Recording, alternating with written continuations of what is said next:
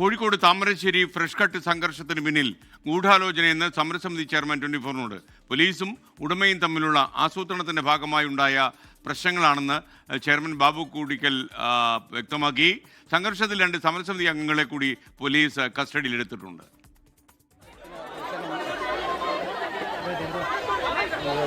Fresh cut സംഘർഷം ആസൂത്രിതമെന്ന നിലപാടിലാണ് സമരസമിതി.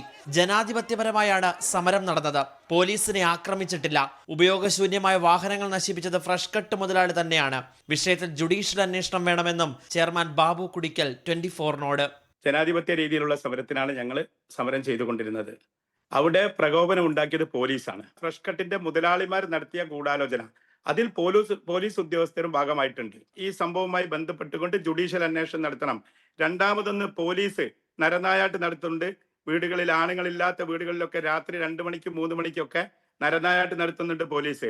പോലീസിന്റെയും അഗ്നിരക്ഷാസേനയുടെയും പരാതി ഉൾപ്പെടെ 8 എഫ്ഐആറുകളാണ് നിലവിൽ താമരശ്ശേരി പോലീസ് രജിസ്റ്റർ ചെയ്തിരിക്കുന്നത്. 2 പേരെ കൂടി ഇന്ന് കസ്റ്റഡിയിലെടുത്തു.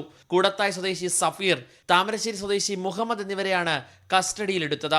കണ്ണൂരിൽ നിന്നും വയനാട്ടിൽ നിന്നുമുള്ള പോലീസ് ഉദ്യോഗസ്ഥരെ വിന്യസിച്ചുകൊണ്ട് സമഗ്രമായ അന്വേഷണമാണ് വയനാട് എസ്പിയുടെ നേതൃത്വത്തിൽ നടക്കുന്നത്.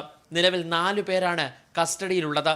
സംഘർഷത്തിൽ SDPI ബന്ധമുണ്ടെന്ന നിലപാടിൽ ഉറച്ചു നിൽക്കുകയാണ് CPIM. എന്നാൽ CPIM-ഉം പോലീസും തമ്മിലുള്ള അന്തർധാരയാണ് സംഘർഷത്തിലേക്ക് നയിച്ചതെന്നാണ് സ്ഥലം MLA MK മുനീറിന്റെ വാദം. CPIM ആരോപണങ്ങൾ പൂർണ്ണമായും തള്ളുകയാണ് SDPI. CPIM-ന് ഫ്രഷ് കട്ട് മുതലാളിയുമായി അടുത്ത ബന്ധമാണെന്നും UDF-ഉം SDPI-യും ആവർത്തിക്കുന്നു. 24 കോഴിക്കോട്. ലോകത്തെവിടെയായാലും ഏത് സമയത്തും 24 വാർത്തകളും ഓഗ്മെന്റഡ് റിയാലിറ്റി പാക്കേജുകളും എക്സ്പ്ലെയിനറുകളും വിശദമായി കാണാൻ ഞങ്ങളുടെ YouTube ചാനൽ നിങ്ങൾക്ക് സബ്സ്ക്രൈബ് ചെയ്യാം.